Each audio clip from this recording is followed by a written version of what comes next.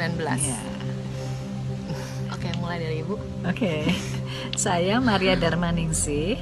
Saya dosen di Institut Kesenian Jakarta, dosen tari, dan saya salah satu pendiri Indonesian Dance Festival. Oke. Saya Sita Tia Sutami, saya penari profesional dan Independent Performing Arts Manager Manajer Kuno Kini. dan asisten manajer Kuno Kini. Nama saya Ratri Anindya Jati dan saya adalah independent producer dan juga arts manager. Halo, jadi kita sekarang bertiga udah akhirnya bisa kumpul kembali bersama di rumah. Terus ya kita masih fokus di penyembuhan, jadi masih harus istirahat dan anjuran dokter juga kita masih harus tinggal di rumah selama 7-14 hari ke depan. Tergantung situasi. Selama saya diisolasi, saya beruntung sekali mendapatkan kertas dan cat poster.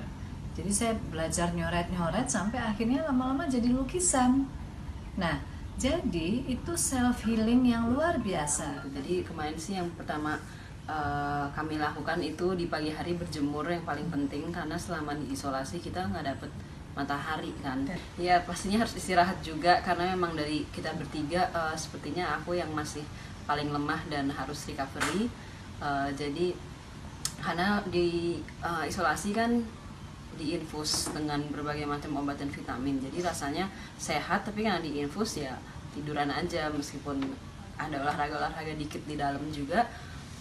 Cuman ya itu begitu keluar rumah sakit pulang ke rumah kan infus lepas, jadi sampai sini aku lemes lagi gitu. Jadi memang harus banyak istirahat, banyak tidur. Saya sempat ngerasa kayak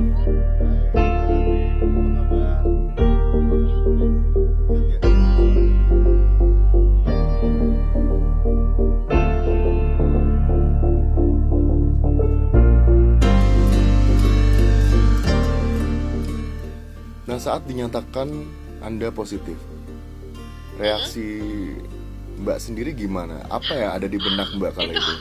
Itu jam 2 pagi, saya dibangunin sama dokter, dinyatakan positif. Saya sih, pertama saya kayak, kenapa ya dokter jam 2 pagi gitu, alasannya supaya tidak bikin panik. Tapi kan saya juga, ya namanya juga masih tidur ya, jadi otak saya tuh belum bangun.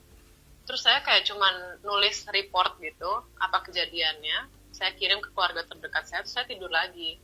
Karena saya ngantuk banget. Udah sih saya nggak khawatir, karena saya tahu dari awal persentase penyembuhan itu 98,9% dan kita nggak usah khawatir. Jadi saya pas tahu ya udah nggak apa-apa, positif, yang penting saya tahu, daripada hari-hari sebelumnya tuh saya nanggung gitu loh, kayak jadi ini ada apa dengan badan saya atau gimana, karena saya nggak ngerasa sakit. Jadi pas dikasih tahu saya malah ya udah lega, saya kasih tahu keluarga, saya tidur lagi. Saya juga yakin bahwa ibu sama adik saya bisa sembuh. Jadi pas ketahuan itu yang bikin kita ibaratnya naik darah tinggi itu adalah karena kita kayak kok dengernya dari media, terus tiba-tiba sejam kemudian rumah kita udah dikerubungi wartawan, saya nggak bisa pulang. Itu yang bikin kayak marah dan deg-degan. Tapi waktu tahu ibu sama adik saya positif, saya juga ya nggak apa-apa gitu. Saya tahu mereka bakal sembuh dan malah bagus mereka diisolasi. Yang bahaya adalah karena penyebarannya sangat cepat dan adik saya itu dia positif, tapi dia tuh umurnya umur prima, jadi dia pasti bisa sembuh dengan cepat. Sempat khawatir karena ibu saya lebih tua, tapi setelah saya bicara sama dia, hari itu aja dia udah nggak demam, udah nggak batuk, udah nggak apa-apa, dan dia senang, dia diinfus antibiotik dan vitamin, udah it's all okay gitu. Mereka juga yang bikin mereka benar-benar literally hasil darahnya agak tinggi karena stres pemberitaan di luar, jadi akhirnya mereka matiin TV semuanya, fokus penyembuhan, ya udah gitu. Kita sih gitu aja.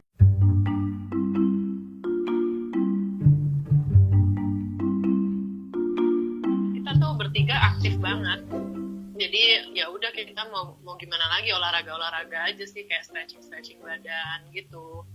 Katanya Sita sempat mau usaha entah kenapa pengen headstand di kasur, terus intercomnya Mbak Sita hati-hati ya infusnya gitu. Terus saya suka jingkrak-jangkrik juga di atas kasur kalau bosan sambil teleponan. Ntar intercomnya susternya bilang Mbak Ratri jangan mundur-mundur lagi ya, ini ntar jatuh gitu lucu sih. Gimana cara ngakalinnya supaya nggak bosen, atau kan nggak bisa ketemu orang juga karena diisolasi kan, Mbak? Iya, itu ya gitu. Pas ya awal-awal masuk sini, hari pertama sih saya seneng banget karena ternyata kamarnya Sita sama Ibu tuh gimana ya, ini kamar Sita, lalu ada kamar satu lagi, kamar Ibu di satu barisan, terus kamar saya di seberangnya di tengah-tengah. Jadi pas masuk kita bertiga teleponan gitu, terus kita dada-dadahan karena pintunya ada jendelanya. Itu seneng banget, Sita sampai nangis karena kan ya udah berapa hari kan dia di sini ya, dia stres juga. Terus ya udah, saya sih itu seneng ya karena at least kalau ada apa-apa Ibu sama Sita tuh dekat sama saya.